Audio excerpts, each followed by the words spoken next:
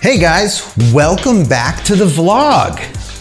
So today I want to try to get into a little bit of this dual pixel RAW stuff.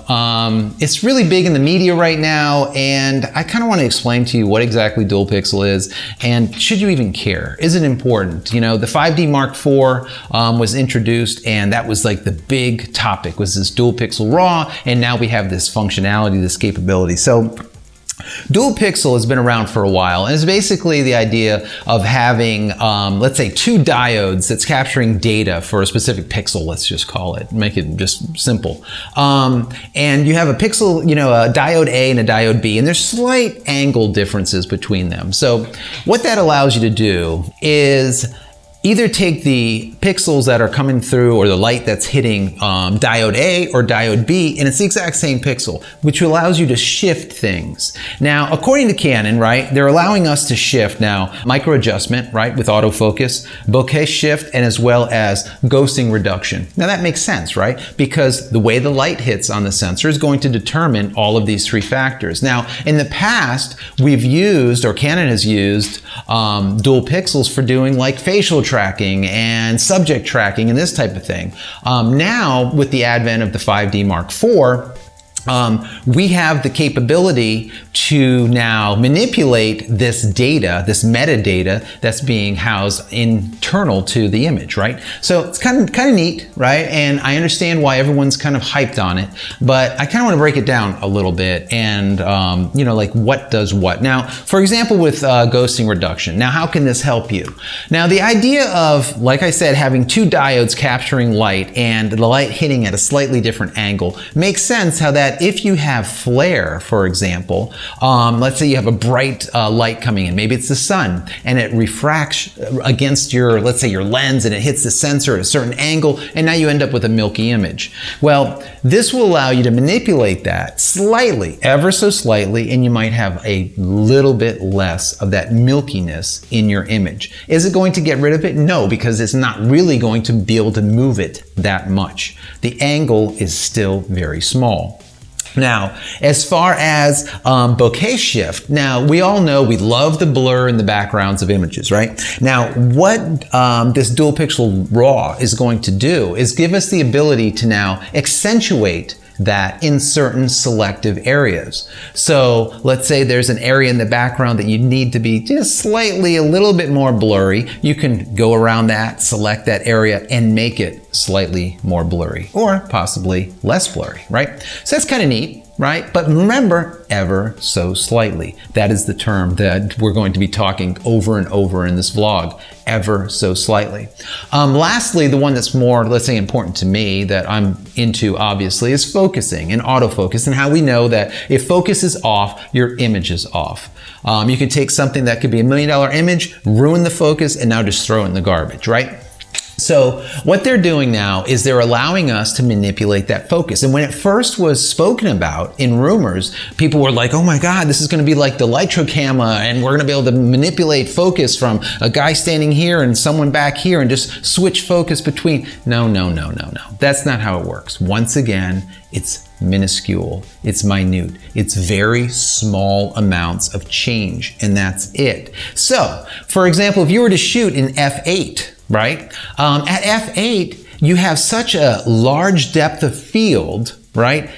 By moving it one way or another, that small amount, you won't even see that anything has changed. Now, contrary to that, if you're, let's say, a portrait photographer, and you're shooting portraits at f1.2 with a $3,000 lens and it's wide open, now we know that you end up with this fine, razor sharp field of focus. Very, very small, plain, right? So if you, let's say, focus on your subject's eyes and their eyes are in focus, you know literally by the time you hit their ears, it's already gone, right? At 1.2, it's already blurry. Now, manipulating that small, minuscule amount of maybe a centimeter or a millimeter of focus could be the difference between getting the eyelashes tack sharp or not.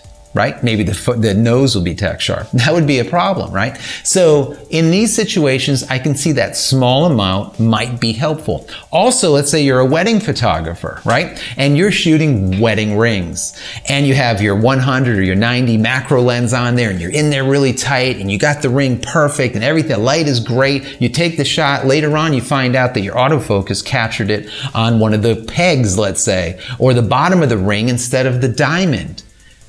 Image is ruined. If you can manipulate it now, just that centimeter or that millimeter, that might make the difference between getting that ring shot or not getting the ring shot. So it could have value in that case. So once again, we're talking about very small micro amounts of movement. The bottom line is you really want to get it right in camera and not try to do it in post-production. I say this all the time.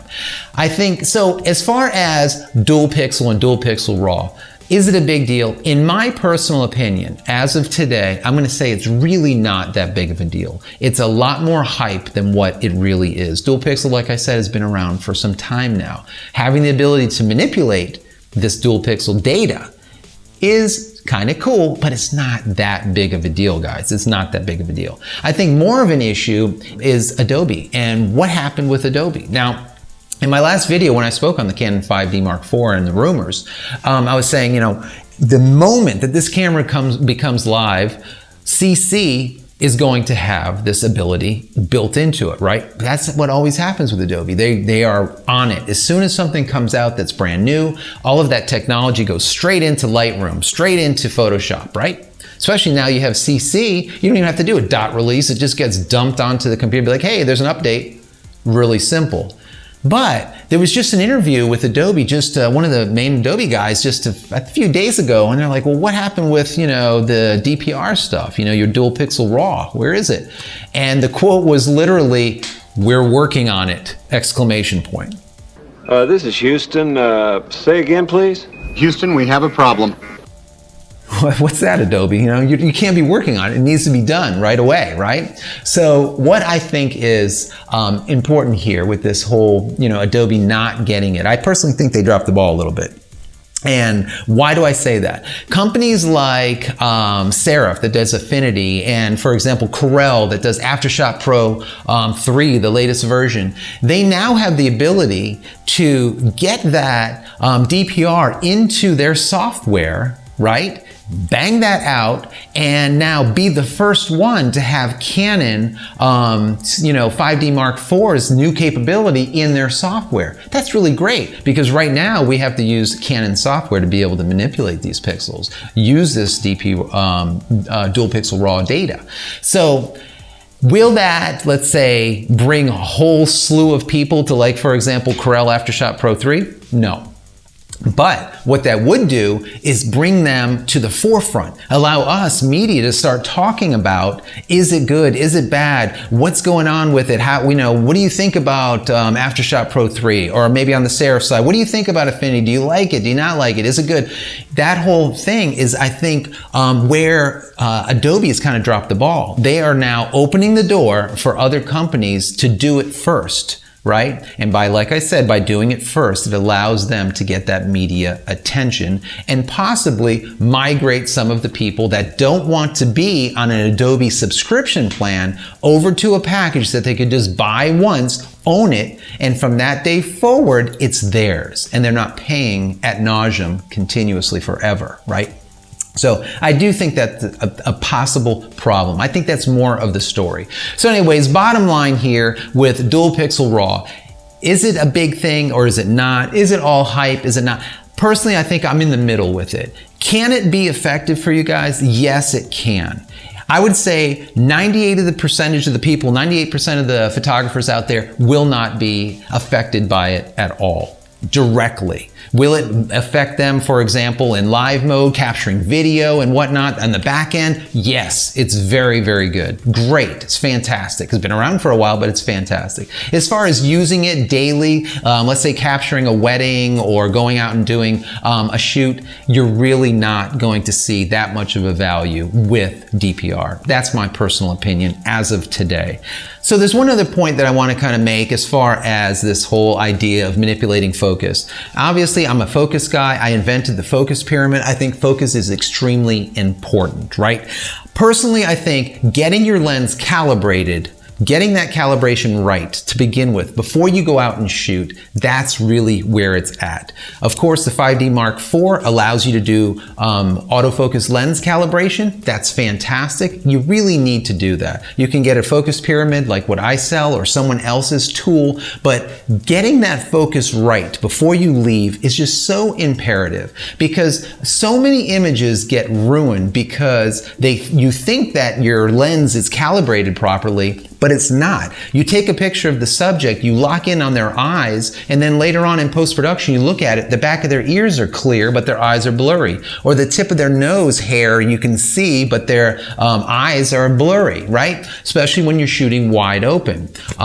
So getting that focus calibration right for all your lenses before you use them, I think is absolutely imperative. All of these little tricks and things that you can do after the fact, it's all good, but it still does not fix a bad image because these movements are so minuscule.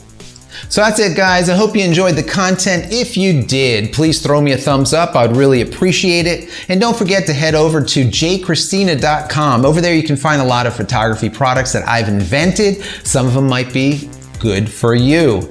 And if you want to get my content as soon as it comes out, don't forget to subscribe to the channel. I'd really appreciate it. And that's it for this video. We'll see you in the next. Thanks for stopping by. Take care, guys.